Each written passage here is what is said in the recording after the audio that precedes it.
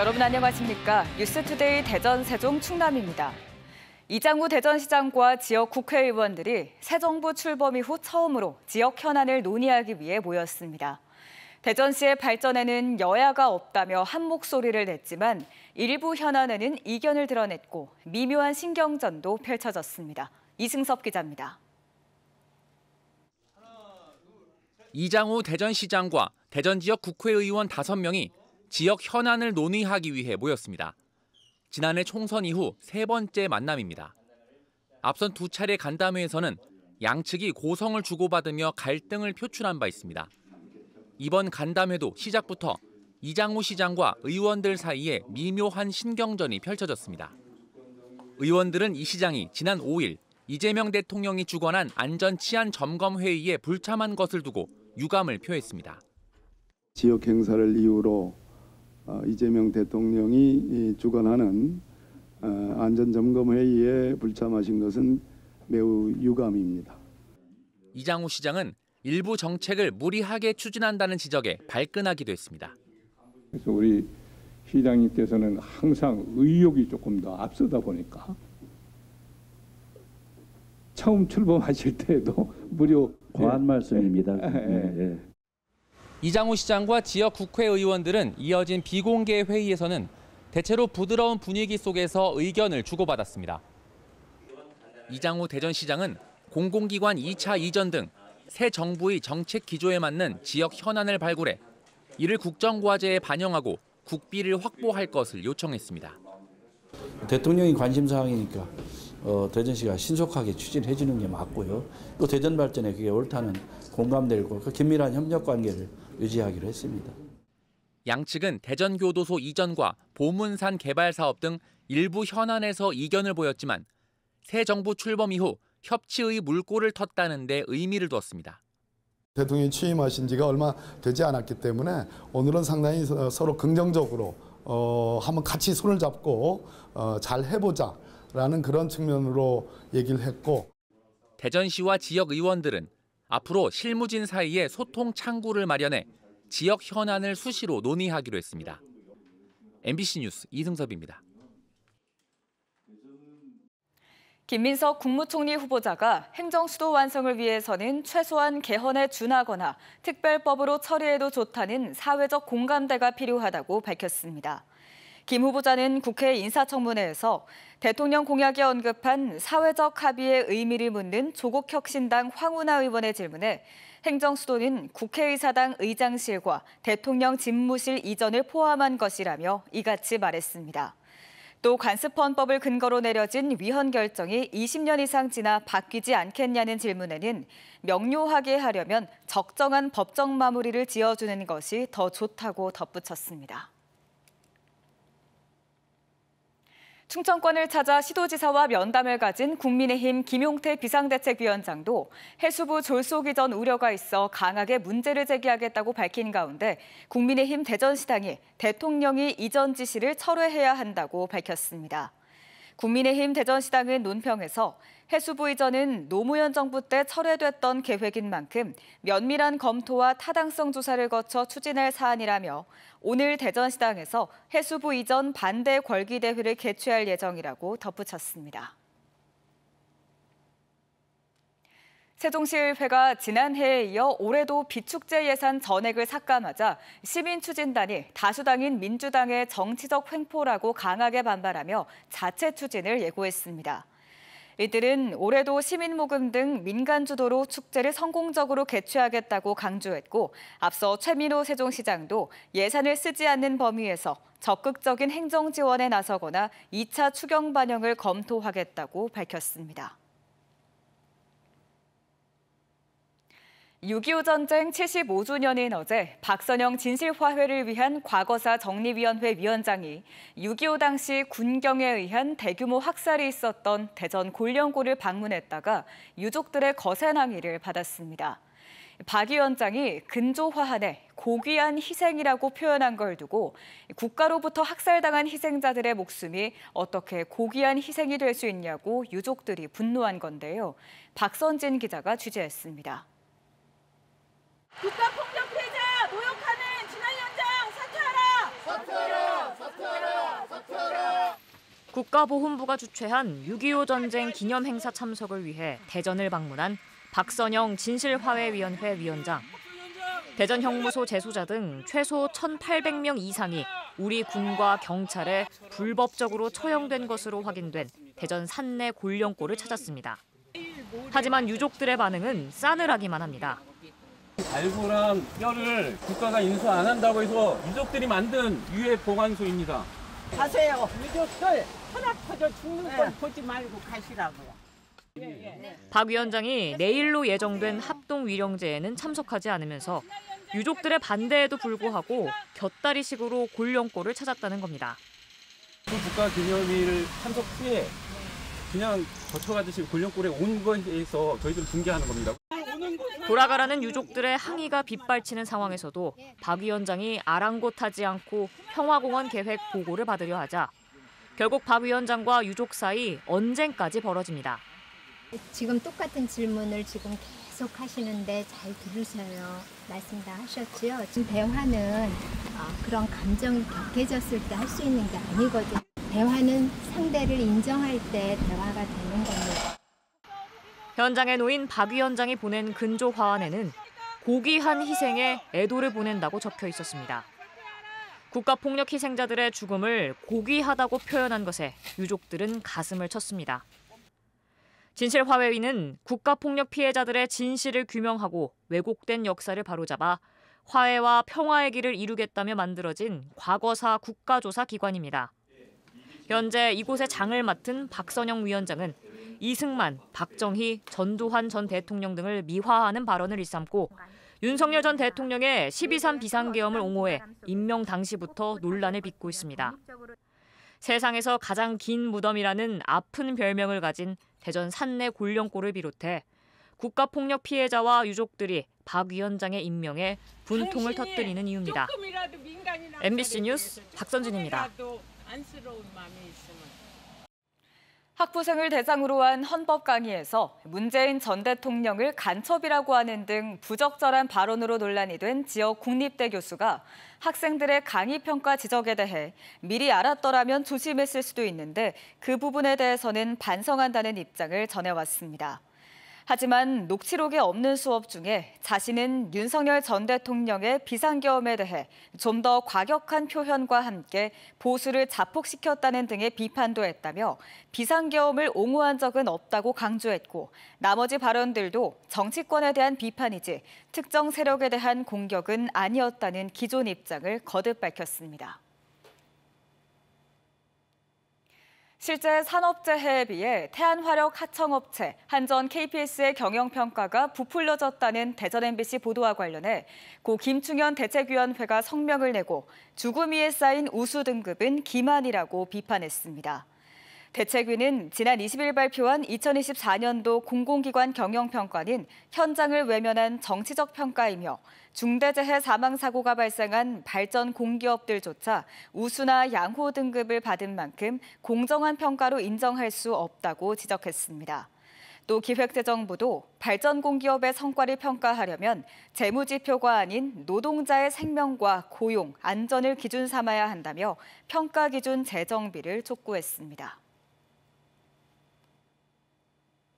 더불어민주당 김병기 당대표 직무대행 겸 원내대표가 해병대 고 최수근 상병 순직 사건 외압 의혹을 수사하는 최상병 특검과 관련해 문제를 정확히 밝혀야 한다고 강조했습니다. 김 직무대행은 대전에서 열린 6.25 전쟁 제75주년 기념 행사 참석에 이어 대전 현충원을 찾아 최상병 묘역을 참배한 뒤 젊은 군인은 명령을 충실히 따른 것인데 은폐하려는 거대한 세력이 있다고 말했습니다. 지난 17일부터 대전의 특수학교에 수차례 교실 흔들림이 발생하고 내부 벽면 등에서 균열과 누수가 이어지고 있다는 대전 MBC 보도와 관련해 대전교육청이 긴급 안전대책을 추진합니다. 대전교육청은 긴급 정밀안전진단 결과가 나오는 대로 곧바로 학부모와 교직원에게 공지해 불안을 해소하고 해당 교실에 진동계측기를 설치하는 등 추가 흔들림 파악 등을 위해 대응반을 학교에 상주하도록 했습니다. 또 교육청 진단 결과를 신뢰할 수 없다는 교원단체 등의 우려에 따라 정밀안전진단 결과 보고서를 전문기관에 맡겨 적정성 검토를 받을 계획입니다. 최근 아산의 한 종교단체가 폭행과 불법행위, 이혼 강요까지 저지른 사실을 연속으로 전해드리고 있는데요. 이처럼 종교를 빙자한 범죄는 끊이지 않는 가운데 관련 피해를 막기 위해선 어떤 대응이 필요할지 30년 넘게 반JMS 활동을 이어온 김도형 교수를 김성국 기자가 만나봤습니다. 기도원과 인접한 농원에 무단 침입해 주인에게 폭력을 가하고 과거 기자와 친부모까지 폭행했던 아산의 한 종교단체. 이들은 신도들에게 이혼과 헌금을 강요하는 등 비상식적인 행위도 일삼았다는 증언이 이어지고 있습니다. 이 같은 종교단체의 범죄는 처음이 아닙니다. 금산 진산면에 있는 기독교 복음 선교회 JMS의 총재 정명석은 지난 2008년 신도 성추행으로 10년을 복역하고 나와 또다시 성폭력을 저질러 징역 17년형을 받았습니다. 30년 넘게 JMS와 싸워온 김도영 단국대 교수는 그간 민형사소송만 150건 넘게 당했고 부친이 신도들에게 폭행까지 당했지만 활동을 멈출 수 없었다고 말합니다. 특히 종교를 악용한 성범죄는 신체뿐 아니라 정신까지 파괴하는 심각한 반인권 범죄이기 때문이라는 설명입니다. 제가 알고 있는 지식으로는 지식의 한계 내에서 가장 악랄한 집단이기 때문에 그냥 잊혀지지가 않더라고요. 김 교수는 지금도 대학 동아리 등 주변에서 이단 사이비 단체의 포교가 일상적이고 쉽게 이뤄지고 있다고 지적합니다. 예수님의 이적이라든가 이런 거를 비유라고 주장을 하면서 그럴듯한 말로 재해석을 합니다. 정통교회에서 식상함을 느끼던 사람들이 그런 교리를 들으면 젊은 사람들은 혹하게 돼 있어요. 그러면서 종교의 자유가 헌법으로 보장되는 만큼 이를 악용한 범죄는 더 강하게 처벌해야 한다고 강조합니다. 강간 같은 경우에는 징역 5년 이상의 형을 처하도록 돼 있는데 종교를 이용한 강간 같은 경우에는 7년 이상 또는 10년 이상의 징역형에 처하도록. 그의 가장 큰 보람은 용기를 내 폭로했던 피해 여신도 메이플이 정명석의 실형으로 새 삶을 시작하게 된 일이라고 말합니다.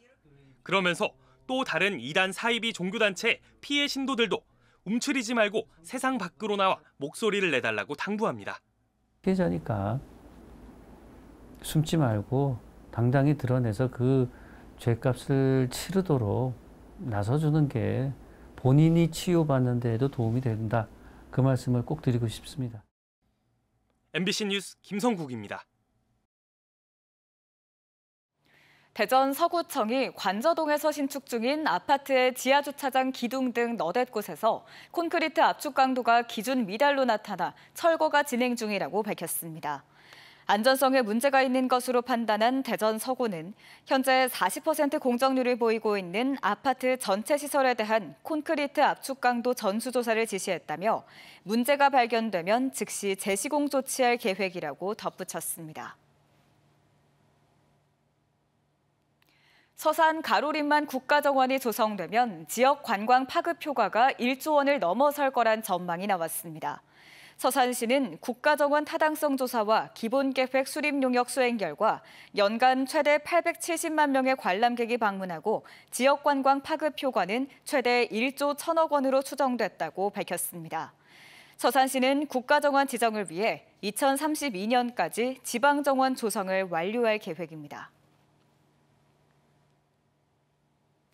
천안에서 강원 속초까지 직통으로 운행하는 버스 노선이 다음 달 1일부터 개통됩니다. 신규 직통 노선은 하루 5차례 운행되며 다음 달 중 3차례를 추가해 운행 횟수가 하루 8차례로 늘어날 예정입니다. 그동안 천안에서는 속초를 방문하려면 강릉이나 서울을 경유하는 불편을 겪었으며 여름 휴가철을 앞두고 직통 노선 개통으로 강원도 동해안 관광지로의 교통 접근성이 개선될 전망입니다. 보령 앞바다의 절경을 품은 원산도 자연휴양림이 오는 10월 임시 운영에 들어가고 내년 1월 정식 개장합니다. 원산도 자연휴양림은 보령시 오천면 원산도리 보령 해저터널 인근 28.4헥타르 숲에 조성 중으로 원산도 해수욕장과 저도 해수욕장이 인접해 해양관광과 산림휴양을 동시에 즐길 수 있습니다. 자연휴양림은 10월부터 2달간 시범 운영을 거쳐 내년 1월 정식 개장하며 추천 방식으로 이용객을 받습니다. 한 40대 남성이 대전의 한 숙박업소에서 난동을 부린다는 신고에 경찰이 출동했는데 난동을 부린 남성, 알고 보니 서울에서 근무 중인 현직 경찰이었습니다.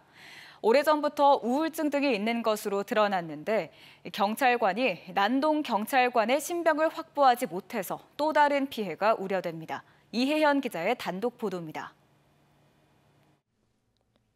대전의 한 숙박업소.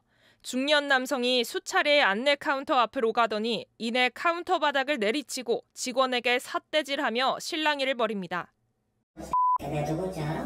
나 경찰이야 하면서 너 구속될 수 있어. 너 누구냐? 하면서 협박을 하더라고요. 업소 비품을 훔쳐가는가 하면 다른 객실 앞을 기웃거리기도 합니다. 세탁하시는 분한테도 말 걸고 팔뚝 만지고 다른 투숙객한테 피해를 주고. 소동에 투숙객들의 항의가 이어지자 결국 경찰에 신고한 피해 업소. 긴박한 상황이 우려됐지만 이상한 장면이 포착됩니다. 행패를 부리던 남성이 출동한 경찰과 악수를 나누더니 밖으로 나가 경찰 옆에서 담배까지 피웁니다. 알고 보니 이 남성 서울의 한 경찰서 소속 현직 경찰이었습니다. 신원을 파악하고 30여 분간 주요 증거를 확보한 경찰은 해당 경찰관을 나중에 불러 조사하기로 하고 업무방해 등의 혐의로 불구속 입건한 채 돌려보냈습니다. 난동을 벌인 해당 경찰은 당일 저녁 피해자를 다시 찾아와 인근 숙소에 머물렀고 피해자는 밤새 불안에 떨어야 했습니다. 해당 경찰은 10여 년 전부터 우울증 약을 복용해온 것으로 확인됐습니다. 서울에서 근무할 당시에는 별다른 이상 행동은 없었지만 며칠 전 병가를 내고 고향인 대전으로 내려와 소란을 피우기 시작했다고 경찰은 밝혔습니다. 못 잤어요. 왜냐하면 나타날지 어떻게 알아요? 계속 CCTV만 보고 있었어요. 나타나서 뭔 짓을 할 줄 알아요. 경찰은 시민들의 추가 피해를 막기 위해 해당 경찰에게 입원 치료를 권유했지만 거부당했다고 밝혔습니다. 또 중대한 범죄 피해가 발생하지 않으면 문제 경찰관을 강제로 구금할 수 없다며 현재 행방을 찾고 있다고 덧붙였습니다. 관련 사건을 수사 중인 대전경찰은 사안의 심각성을 인지하고 절차대로 사건을 처리 중이라며 엄정하게 조치하겠다고 설명했습니다. MBC 뉴스 이혜현입니다. 지난 19일 세종의 아파트 지하주차장에서 승용차가 벽에 돌진해 4명의 사상자가 발생한 사고와 관련해 운전자인 70대 남성이 음주운전이 아니었던 것으로 조사됐습니다. 세종 남부경찰서는 국과수에 운전자의 혈액을 의뢰한 결과 음주 사실은 확인되지 않았다며 사고 직후 워셔액이 터져 음주감지기에서 반응이 나온 것으로 추정한다고 밝혔습니다. 경찰은 가속 페달이 파손되는 등 운전자가 강하게 페달을 밟은 정황이 있어 차량을 국과수에 보내 정밀 조사할 계획입니다. 충남도의회가 여러 해 동안 존폐 논란을 빚어온 충남도 인권기본조례를 폐지하는 대신 개정하려 했지만 본회의 상정 직전 무산됐습니다. 도의회는 본회의에서 행정문화위원회를 만장일치로 통과한 인권기본조례 일부 개정안을 처리할 계획이었으나 매우 이례적으로 본회의에 상정하지 않기로 했습니다.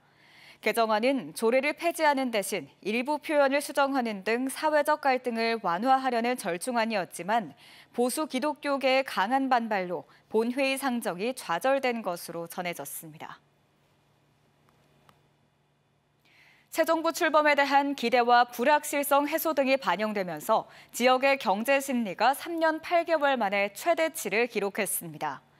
한국은행 대전 세종 충남본부가 발표한 2025년 소비자 동향 조사 결과를 보면 6월 지역 소비자 심리 지수는 107로 지난달보다 7.2포인트 상승했습니다. 이는 107.3을 기록한 지난 2021년 10월 이후 가장 높은 지수로 100보다 높으면 긍정적, 낮으면 부정적임을 의미합니다. 한편 비상계엄이 있었던 지난해 12월에는 지수가 85.1로 한 달 전보다 12.3포인트나 떨어졌고 이후 상승세를 보여왔습니다. 이달 초 발생한 세종시 지역화폐 여민전의 충전 장애 원인이 접속 폭주에 따른 장비 과부하로 파악됐습니다. 세종시는 이달부터 환급 캐시백 비율이 기존 5%에서 7%로 높아지면서 접속이 급증했고 결제망이 오픈뱅킹 방식으로 바뀌는 과정에서 예측과 대비가 미흡했다며 서버 증설을 마쳐 정상화됐다고 밝혔습니다. 세종시는 7월분 180억 발행은 예정대로 추진되지만 조기 소진 우려가 큰 만큼 발행 한도와 선착순 방식은 유지한다고 덧붙였습니다. 목요일 뉴스투데이 마칩니다. 시청해주신 여러분 고맙습니다.